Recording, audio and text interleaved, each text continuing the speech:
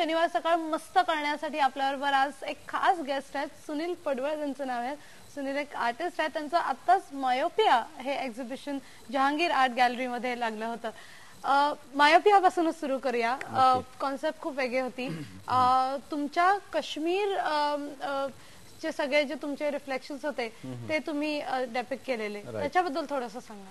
मी actually myopia पासून चालू करतो. मायोपिया म्हणजे शॉर्ट साइटेडनेस बेसिकली, जो मी देखील आपले पॉलिटिकल एस्टॅब्लिशमेंट आणि बरेच वर्ष, म्हणजे मी जेव्हा कॉलेज पास आउट झालं तेव्हा आपण 40 वर्ष साजरी करत होतो स्वातंत्र्याची. आता 20 वर्ष होऊन गेली त्याला, मला स्वतःला एवढं काम करता करता. आणि there are so many things जे त्यावेळेस होत्या आणि आत्ता देखील तशाच आहेत. तर त्यामुळे एक कुठेतरी चीड होती ह्या गोष्टीसाठी. आणि हे एवढ्या वर्षानंतर असा आपण का विचार करू शकत नाही की आपण असं का राहतोय या अशा कंडिशनमध्ये. तर त्या विचाराच्या त्या विचारसरणीवरती मी गेले 4-5 वर्ष काम करत आहे. आणि हे जे एक्झिबिशन केलं is basically about this all the anti social elements जे आपल्या समाजामध्ये एवढ्या वर्ष आहेत, जे आपण दुर्लक्ष करतोय, ते कुठेतरी लोकांसमोर माझ्या आर्टिस्टिक म्हणजे व्ह्यू पॉईंटने मांडण्याचा परत एकदा प्रयत्न केलेला आहे. आणि मी असं नाही म्हणत की माझ्या ह्याच्यामुळे खूप मोठा मेजर चेंज होणार आहे, पण ॲटलिस्ट 100 लोक जर बघायला आले आणि त्यातल्या एका जरी व्यक्तीला ते कुठेतरी लागलं आणि त्याने जसा विचार पॉझिटिव्ह करायचा प्रयत्न केला, तर I will be more than happy. तर कमिंग बॅक टू मायोपिया, आणि जसं तुम्ही काश्मीरचा उल्लेख केला, तर not just terrorist activities, but किती वर्ष आपण असं रिलिजन आणि रिलिजन बेस्ड पॉलिटिक्सवरती आपण किती वर्ष आहारी जाणार आहोत. तो एक माझा बेसिक अजून एक पॉईंट होता. त्या दोन गोष्टींमुळे जर आपण विचार केला तर द मोस्ट अफेक्टेड आता ज्या ह्या सगळ्या काश्मीरमध्ये पण किंवा बाकीचं बघितलं इंटरनॅशनल चालू आहे, तर they are Muslim women's and their kids.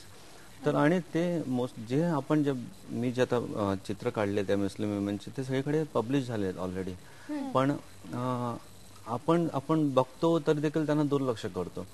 तर मला मुद्दामून आवर्जून परत अशा प्रकारे ते चित्र काढले की त्यांना तुम्ही इग्नोर करू शकत नाही. Even if you are passing through my exhibition, all this ladies are staring at you. तर आपण कुठेतरी असं विचार करायला पाहिजे की का आपण त्यांना एवढं वर्ष दुर्लक्ष करतोय. आणि म्हणून ते काश्मीरचं. आणि दुसरी गोष्ट एक तुम्ही बघितलं असाल, ते शिकारा देखील केला होता मी. तर काश्मीरचं मी जेव्हा शाळेत असताना काश्मीरमध्ये गेलो होतो, तर postcard image of Kashmir is of shikara आणि आपलं टिपिकल एक्झॅक्टली. आणि unfortunately it has been reduced to this जो गननी केलेला शिकारा होता. म्हणजे रोजच्या जीवनामध्ये काश्मीरमध्ये मिलिटंट असू दे किंवा मिलिटरी असू दे, गन्स तुम्हाला बोसतातच दिवसभरात. तर तो एक दृष्टिकोन होता ना, तो कुठेतरी चित्राद्वारे किंवा इन्स्टॉलेशनद्वारे मांडण्याचा प्रयत्न केला होता. That's why I called that myopia. पण एक कोइन्सिडन्स म्हणावा का मला आता कळत नाहीये, पण तुमचे हे एक्झिबिशन मुंबई हल्ले झाले आणि मला वाटतं त्याच्यात ते सुरू होतं. एक असाही रिलेव्हन्स त्याला मिळाला. राईट. नाही, पण त्या रिलेव्हन्समुळे काय झालं की सर्वसामान्य मनुष्य जो प्रदर्शनाला एरवी येतो आणि जातो, तर आता तो प्रयत्न करत होता की मी काय सांगतोय. तर that difference I never seen before. आणि फॉर्च्युनेटली मी बरेच शो केलेत इथे आणि अब्रॉड देखील, पण फर्स्ट टाइम मी सर्वसामान्य मनुष्य एवढा प्रयत्न करताना बघितला. कदाचित आता सगळेच तसा विचार करायला लागलेत. आणि मला म्हणजे मी I am just keeping my fingers cross की आता जो एक रेश निर्माण झाले, आता जो चीड निर्माण झाली, ते कुठेतरी कन्स्ट्रक्टिव्हरित्या वापरून आपण जर काहीतरी बदलू शकलो ना, तर नथिंग लाईक इट. आणि ह्यापूर्वी देखील आपण कधीही कुठल्याही पॉलिटिकल एस्टॅब्लिशमेंट बद्दल एवढ्या सडेतोडपणे कधीच कोणी बोलत नव्हतं. आता म्हणजे एक्झॅक्टली. तर त्या एका रेंजमुळे देखील ना आता काय झालं, तुम्ही जसं रिलायन्स म्हटलं, एक रिलायन्स झाला, प्लस लोकांना बरं वाटलं अरे कोणतरी असं स्पष्ट बोलतोय.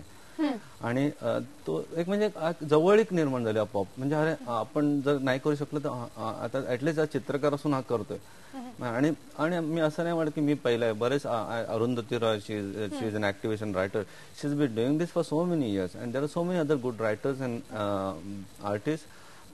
फक्त मला वाईट कसलं वाटलं की आता मीडिया किंवा सर्वसामान्य लोक जेव्हा एवढं जीवाशी आल्यानंतर, एवढं गळ्याशी आल्यानंतर जे बोलायला लागले ते आधी व्हायला पाहिजे होतं. Anyway, but it's never too late. आणि तुम्ही परत रिलायन्स म्हटलात ना, तर अक्षरशः मी तुम्हाला एक इन्सिडेंट सांगतो. माझं एक इन्स्टॉलेशन केलं होतं, इट्स कॉल्ड अर्बन ट्रॉमा. ते इन्स्टॉलेशन असं होतं की एक डार्क रूम मध्ये फक्त I had hang surgical instruments. म्हणजे तिथे दुसरं काही नाही. तुम्ही आत गेल्यानंतर तो एक जो ट्रॉमा आहे ना, हॉस्पिटल आणि जो भीती, तर लोक अक्षरशः आत जायला घाबरायची. आणि एकदा आत गेल्यानंतर जो एक एरिया किंवा कसं त्याला एक वर्ड नाही आहे डिस्क्राईब करायला, तर तो एक फिलिंग आहे, तो एक्सपिरियन्स आहे. तर 2 का 3 लेडीज ऍक्च्युअली दे क्राईड, कारण some of their family members किंवा friends they suffered a major loss. आणि त्यांना नंतर I didn't know how to console them, कारण ते शब्द नव्हते. पण मी त्यांना एवढं सांगितलं, बघा आता तुमच्याकडे झाल्यानंतर तुम्ही जागे झालात, तर म्हणजे आता तुमचं फिलिंग मी काही हे नाही करू शकत किंवा, पण आय एम हॅपी. मला बरं वाटलं की तुम्हाला समजते मी काय बोलतोय. पण मला हे जाणवत होतं, कदाचित मी सेन्सिटिव्ह चित्रकार असेल म्हणून मला ह्या गोष्टी आधीपासून जाणवत होत्या, ज्या काही लोकांना जरा उशिरा समजल्या. पण ते करत असताना ना असं वेगवेगळे असे एक्सपिरियन्स, म्हणजे खूप लोकांचे, त्याला आपण मग ते कुठेतरी असं आतनं बरं वाटलं की कुठेतरी मी टच करतोय. म्हणजे आपण म्हणतो ना, कुठेतरी आपलं हृदयात मध्ये ते कुठेतरी, हा जो फरक आहे ना, हा जो खरोखर असा असेल ना, तर आपण म्हणजे चांगले दिवस यायला खूप दूर नाही असं वाटतं मला. पण मग ही सगळी चित्र काढताना तुम्ही, म्हणजे एक चित्रकार आर्टिस्ट नेहमीच सेन्सिटिव्ह असतो, आजूबाजूला जे काय घडतंय त्याचा परिणाम होत असतो.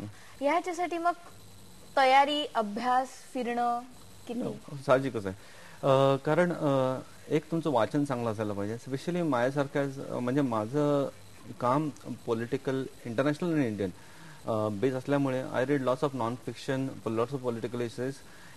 देन मी बरेचसे इंटरनॅशनल वर्ल्ड सिनेमा बघतो.